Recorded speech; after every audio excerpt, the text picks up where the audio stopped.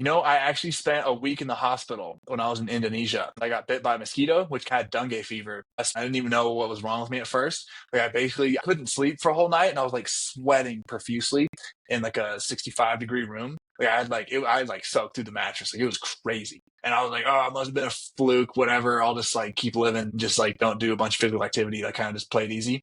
And then a few days of that, and I like literally wasn't sleeping, and I was like going bananas because like when you're so fatigued and you want to sleep but you can't sleep, like it's a really difficult place to be mentally. And then I spent a whole week in the hospital, and I didn't even see the sun or anything like that. It was kind of like a similar to like a meditation retreat where it kind of showed me what I wanted to do next in life. Because at this point, I think it was about maybe 3.5 years of traveling literally every single day with work. Like work was amazing. Like I was just writing a lot of emails and blog posts and doing some other SEO work, but it wasn't like I wasn't building something to my future.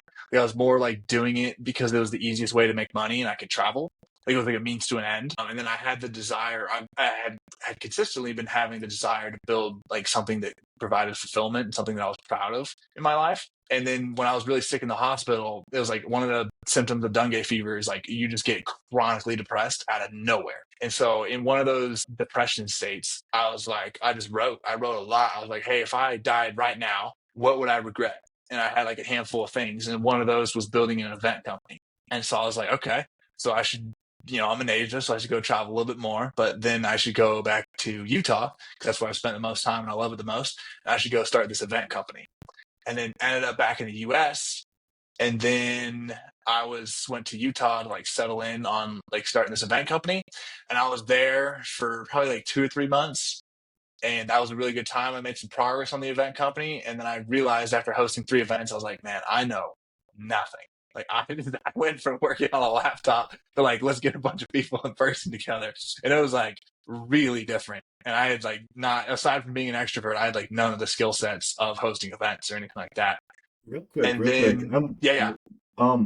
When you're in the hospital, you're writing, you're going through the emotional, dengue fever symptoms, hmm and you kind of get hit with this. I want to do events. What about that thought? Like, what was your gut feeling on that? But then also, like, what were the logical components? Like, what were the components that went into this realization that you wanted to change course? Yeah. I'd say the biggest hunger was to build something that provided me fulfillment. Like build a company that the point of that company is to build that company versus like freelancing. The point of freelancing is to make money and go travel. And of course I'm like Mhm. helping people and stuff, but it's not like I wanted something that like the point of building it was to build it. And so I had a couple different ideas. E-commerce was one idea. Um, Events was like another idea. And I just sat down. I was like weighing the option between a couple of these different things. And I realized that ultimately, if I went with e-commerce, I was going to have the pretty much the same problems I have now of traveling every day. And at that point, just me personally, the three big problems I have was a lack of community because I'm always in a different place. And it's kind of hard to explain because I had friends everywhere and I was like really easy for me to make friends, especially skiing when half the time you're on a chairlift next to someone. So I'd say that I had friends everywhere and I'd meet friends really quickly, but it has a different feeling than community. And I didn't have that community. Like I didn't have that experience. Like I didn't have that consistency in my life. And then dating, it was impossible to like try and hold a girlfriend when you're really never in an area for more than a month.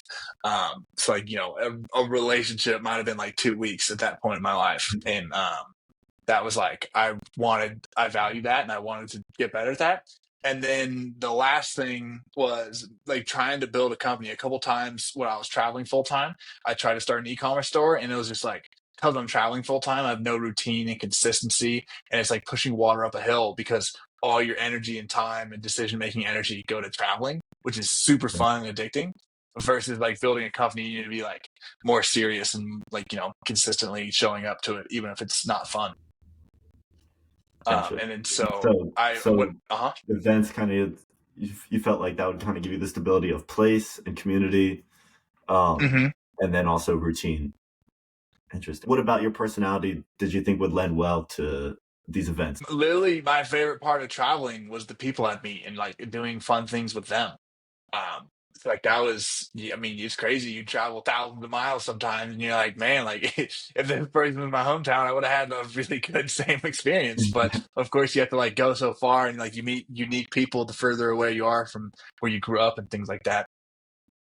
Sweet. Yeah, I've done some traveling myself too, and I like to do it the way I usually get an Airbnb the first night or a hotel the first night, and then Yep. figure it out from there. Plane ticket and one night, and then yeah, just Yes. go by word of mouth after that. That is literally the best way to do it. I'm happy you do Yeah. that.